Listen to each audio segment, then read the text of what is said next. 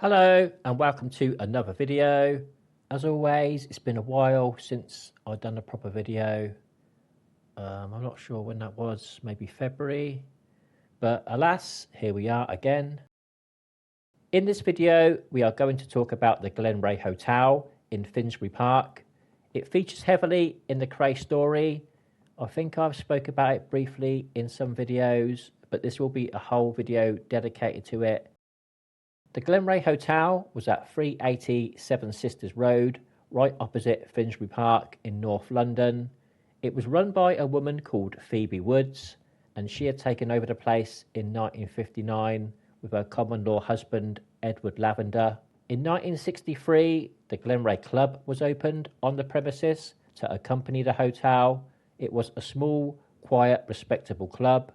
That was until September 1964, when there was some trouble at the club, when some men, unknown to Phoebe Woods and Edward Lavender, started fighting, and they set about Mrs. Woods' son also, who was injured in the attack. Windows were broken, and Phoebe Woods herself was slightly injured when a table was thrown at her by the troublemakers. The incident was so shocking to Phoebe Woods and Edward Lavender that they closed the club down the next evening. The club was very quiet with a calm atmosphere, and it erupted into unexpected violence that night, and it shocked Mrs. Woods and her family to the core. One evening, 3 weeks later, a group of 3 men brandishing knives turned up at the hotel and demanded that the club at the hotel be reopened. Phoebe Woods told the men that she would think it over so that she could buy herself some time so she could contact the police, and that is what she'd done. She went to Highbury Vale police station the following day to report the incident. On the evening of the day that Mrs. Woods went to the police station, a man turned up called Fred Misen. He also demanded that the club be reopened, threatening to blow the place up if this didn't happen. Phoebe Woods' common law husband, Edward Lavender, tried to reason with the very aggressive Fred Misen, only to be knocked down. Mrs. Woods' son saw the commotion happening and went to Edward Lavender's aid. The 2 men eventually detained Fred Misen. The police were called, and Fred Misen was swiftly arrested and taken to Highbury Vale police station. This violence at the club was very concerning for the Woods, and they had no idea why this was happening to their small, respectable club on Seven Sisters Road.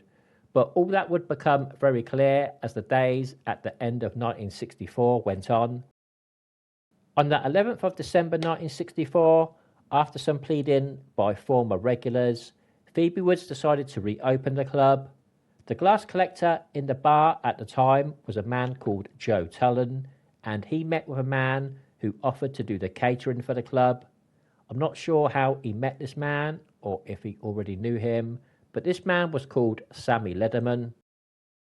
Sammy Lederman, as most people of this channel will know, was an associate of the Kray firm. Sammy was considerably older than the twins, and he was a relic from the Jack Spot gang, which is where the twins got to know Lederman due to the Kray's brief association with Jack Spot.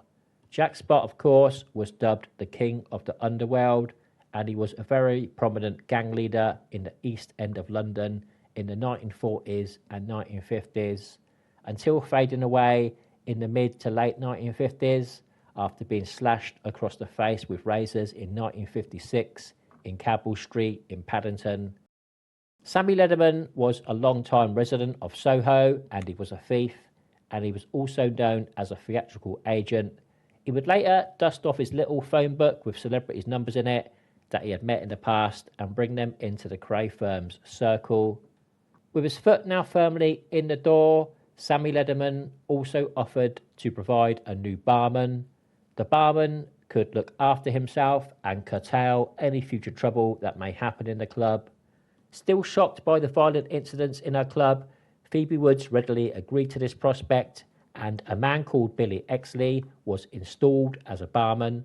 Billy Exley was also in the Kray firm circle, another old-timer.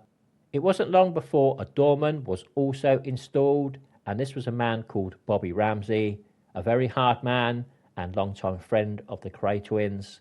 All this seemed to be great to Phoebe Woods. Wary of more trouble starting in a small club at the hotel, these new faces could handle themselves, and that could only be a good thing. All these men were unknown to Phoebe Woods, but one man that wasn't unfamiliar was a man called Ronnie Kray. A week after reopening the club, he called Phoebe Woods and asked her if she could accommodate him and his brother Reggie at the hotel, to which she agreed. Ron and Reg took rooms 1 and 2, and after a week of being there, Ronnie asked Mrs. Woods if he could defer payment of the bill until after Christmas, which at this point totalled around £46 for drinks and £88 for board. Both amounts were a lot of money in 1964, but Mrs. Woods reluctantly agreed to this.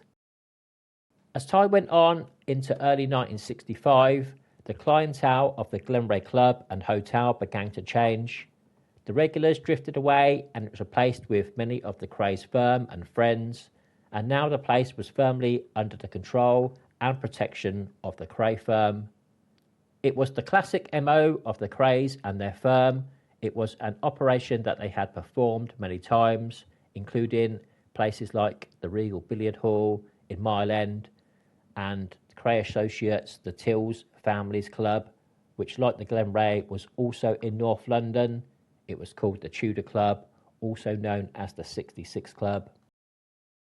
In 1965, the Kray firm were using the Glenrae as their main base of operations. Of course, they had other places, but Ron and Reg were basically living at the Glenrae, although also at this time, they did still have their flats at Cedar Court, but I don't think they was really there that much, and they were pretty much abandoning the flats. At this point in early 1965, things were cooking with the police concerning the Kray firm. A man named Hugh McCowan had gone to the police about the twins and members of their firm trying to muscle in on his Westminster club called the Hideaway. Plans were put in place for the arrest of Ron and Reg, which was led by Detective Inspector Nipper Reed and Detective Superintendent Fred Gerard. It was established that the Krays and others were now using the Glenrae Hotel as the firm's headquarters, and on the evening of the 16th of January 1965 at 9:15 p.m, Nipper Reed and Fred Gerard moved in to execute the arrests of the Kray twins and others, and this is exactly what happened. As Reed and Gerard entered the Glenrae, they saw Reggie and Ronnie Kray sat at the bar, along with their elder brother Charlie and others. Fred Gerard took the twins aside and arrested them for demanding money with menaces. Before he left for the police station, Reggie wanted to say goodnight to his girlfriend Frances, but was promptly refused, at which he shouted over to Charlie, "Get me a brief." The twins were taken to Highbury Vale police station, where Ronnie Kray was found to have a sheath knife in his hip pocket. This case is detailed in one of my other videos about the Hideaway case, so we will stop there on the arrest. But bail was refused, and Ronnie and Reggie Kray, along with firm member Teddy Smith, were remanded into custody. The Glenrae Hotel, along with Cedar Court, were searched by the police for any incriminating evidence, and at the trial, the twins were described as company directors of the Glenrae Hotel. With the Glenrae Hotel being under oppressive control of the Kray firm for almost a month, Phoebe Woods took this chance to tell the police about what had been happening at the hotel since the reopening of the club on the 11th of December 1964, and Nipper Reed said he would be back later to take a statement from her. When we said that we were taking these people away, they were going to be arrested, she fell down on her knees and grasped my legs in her arms and said, thank God, you've saved my life." And I said, "We'll come later and take a statement from you," thinking that the next day would suffice. But the next day, of course, as happened in those days, we'd arrested the Krays at 1 o'clock in the morning. They were charged, and they appeared at court the next day.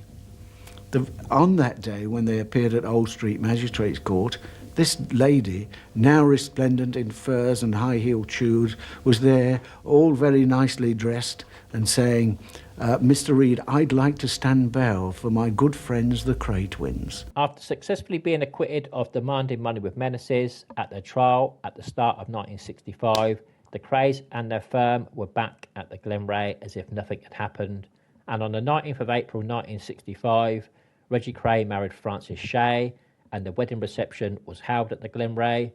Food and drink was laid on by Phoebe Woods. No doubt that was never paid for. This is the site of the Glenrae Hotel today. The building is long gone.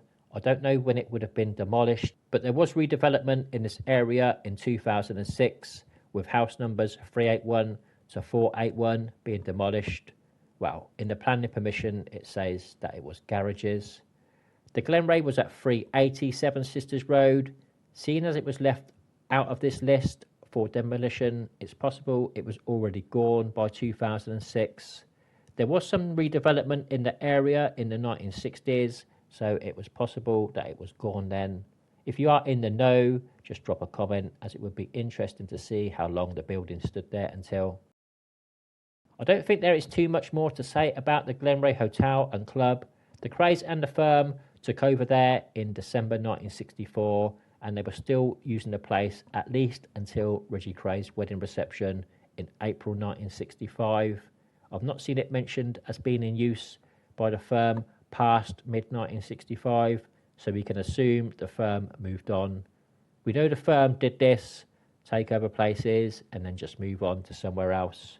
It would never have been a good idea to stay at the Glenrae for too long after their arrests and trial. The last thing the Krays would want is the police knowing exactly where to look for them at all times. It's quite an important place in the story of the Krays, and it's mentioned frequently in books. It's a shame it's not there anymore, but like many places in the story of the Krays, it's now long gone. So that's about it for now. I hope you've enjoyed this little look at the Glenrae Hotel and Club, which was used by the Krays from December 1964 until at least April the 19th, 1965. It's just one of the places in a long list that the Kray firm must have been to and got their feet under the table. And so that's it. I'd like to thank you all for watching, and I will see you again in the next one. Thank you.